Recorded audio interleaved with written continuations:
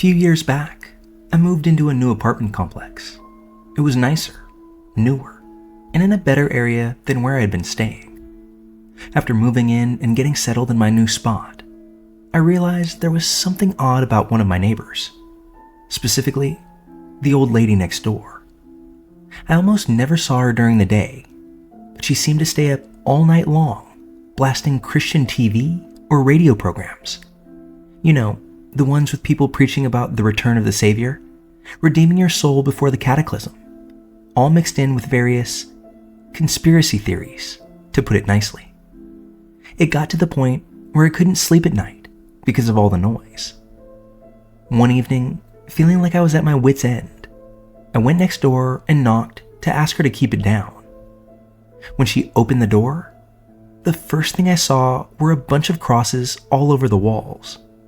Some small, some large, all either splashed or completely covered in red paint. One thing that made the decor stand out even further were that the windows were all painted black.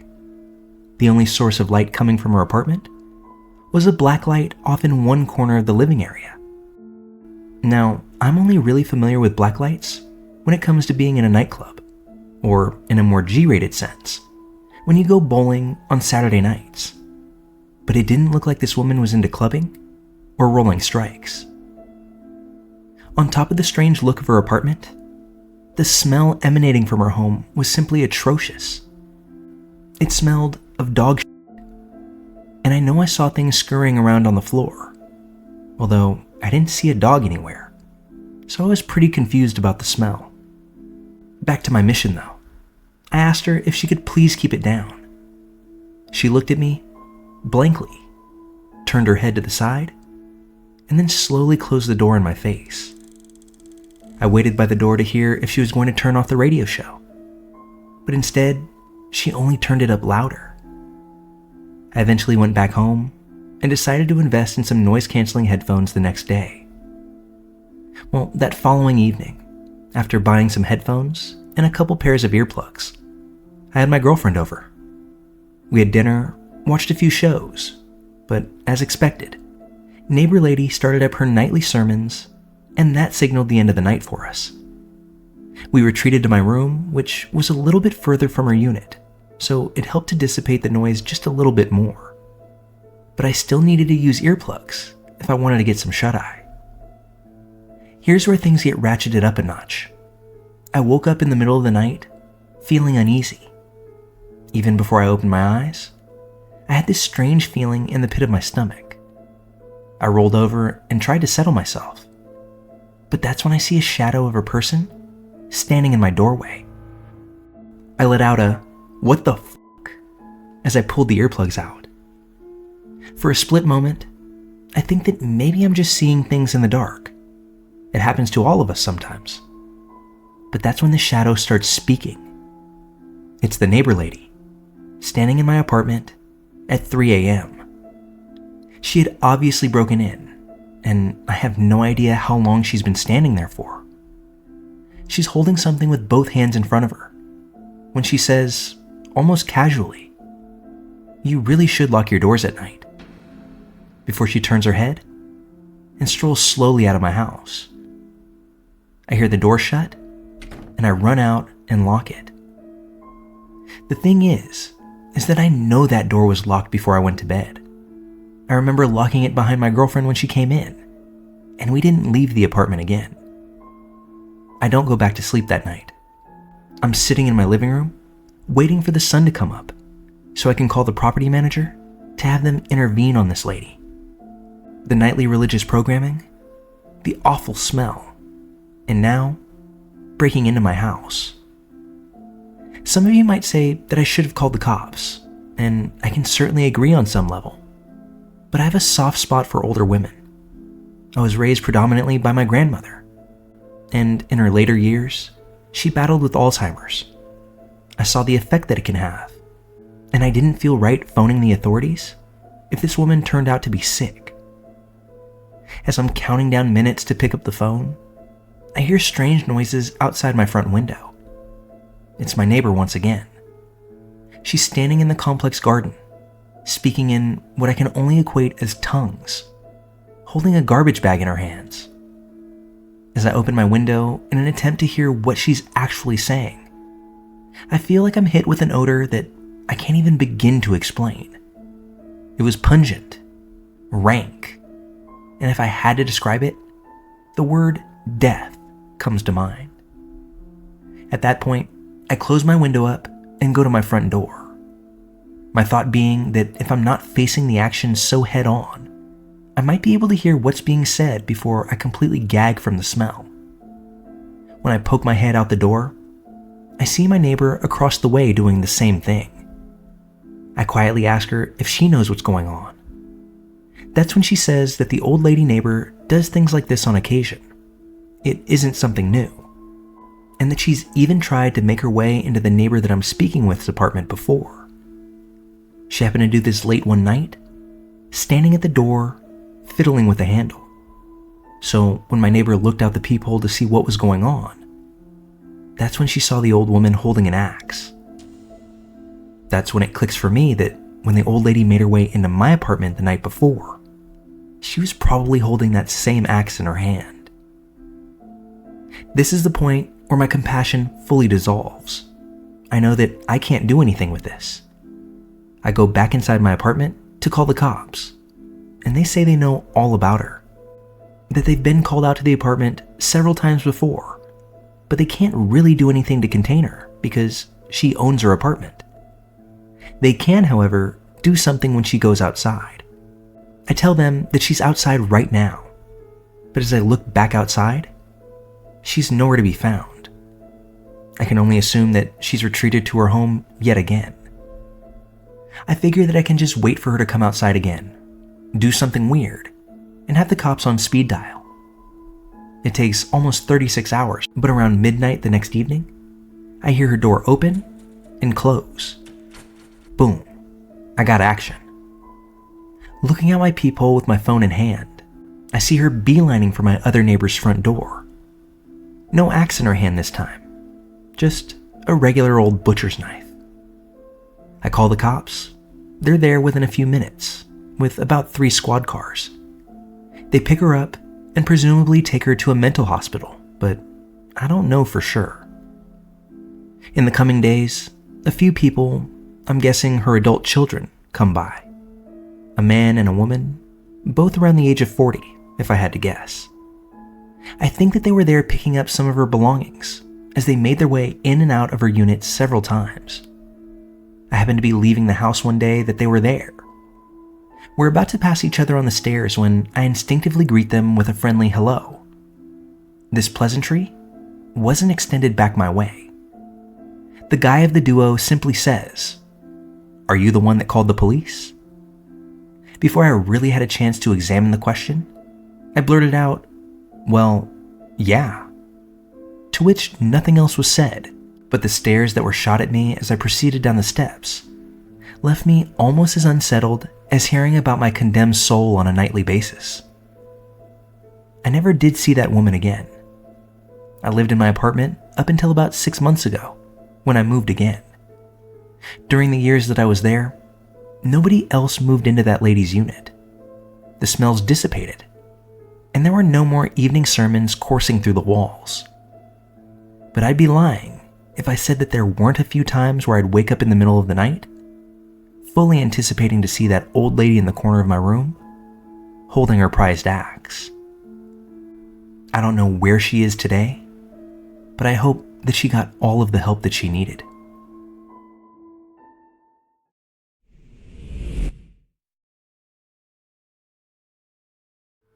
I'm sharing this on a throwaway account because, well, I don't know.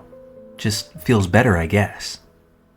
I'm 23 years old, female, and while I do have to dodge the occasional creep, it's moments like this that make me question whether or not humanity has any hope, and debate if anyone can actually be trusted. So for context of this story, I'm just a shade under 5 feet tall. I miss the tall gene that my family has. I'm petite, but trust me, all the height that I have translates well into fury. I go running at the track that's not far off from where I live. not even really for the intent of exercising. It's more like my decompression stop, to daydream and run off the day's worth of frustrations. I did about a mile and had a seat on a bench to catch my breath. I was idly looking on Spotify for another playlist, while also debating if I was going to do any further running. That's when a man came up, had a seat almost next to me. He was an extremely large guy, both in stature and body weight, somewhere in the ballpark of 6'4". He could have easily squished me like a bug. I didn't pay him much mind, or at least I tried not to.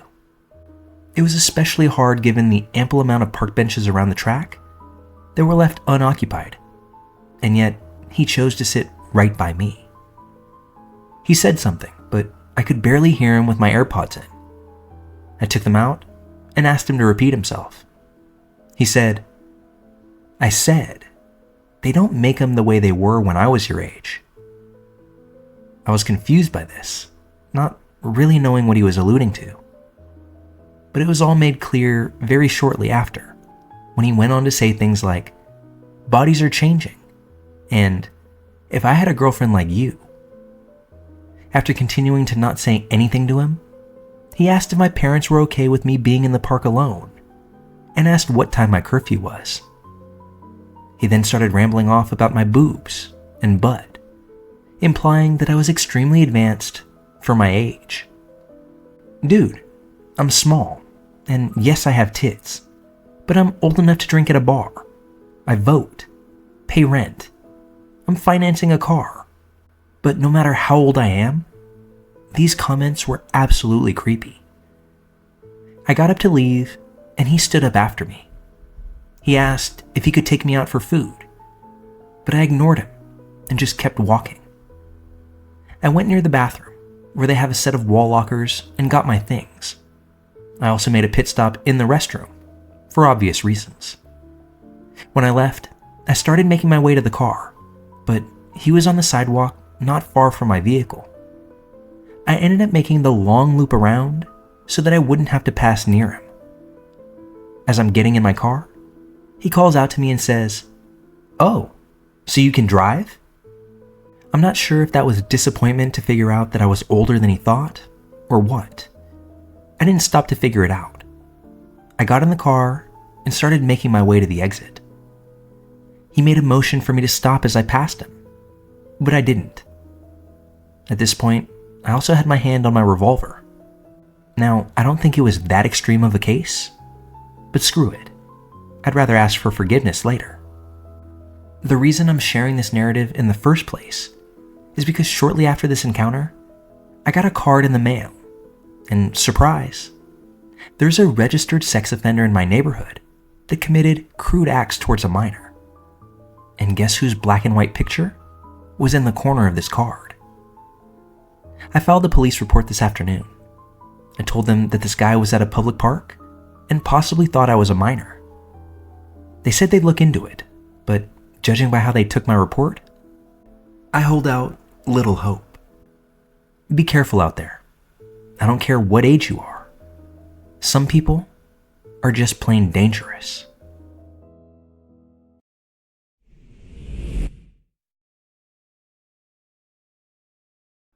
I'm sure this isn't as creepy as most stories, but it is something that I think about from time to time. A little background. I grew up in a very emotionally and physically abusive home. I never had anything but negativity spoken to me, and as a child, I believed it all. My self-esteem was at rock bottom, and I believed that I was no good and that everyone hated me, as I was being told. I became a very shy, withdrawn person who really made little effort with friendships. I held everyone at arm's length, but was desperate for any small scraps of positive attention. I found this positivity in a wonderful young couple who came into our church to be youth leaders. I was bullied terribly by the kids at my church and hated going until this couple came there. They were young, sweet, and kind, and went out of their way to be especially nice to me. They arranged a picnic and hike at a close-by state park for one Saturday. I was around 11 years old at this point, and ordinarily, I wouldn't participate in these types of outings, but since they'd both be there, I was excited to go. We met at the church and all got on the bus. I heard a few whispered comments about, "Why is she here?" and about my clothes, my hair, and pretty much anything else that kids would normally tease another kid about.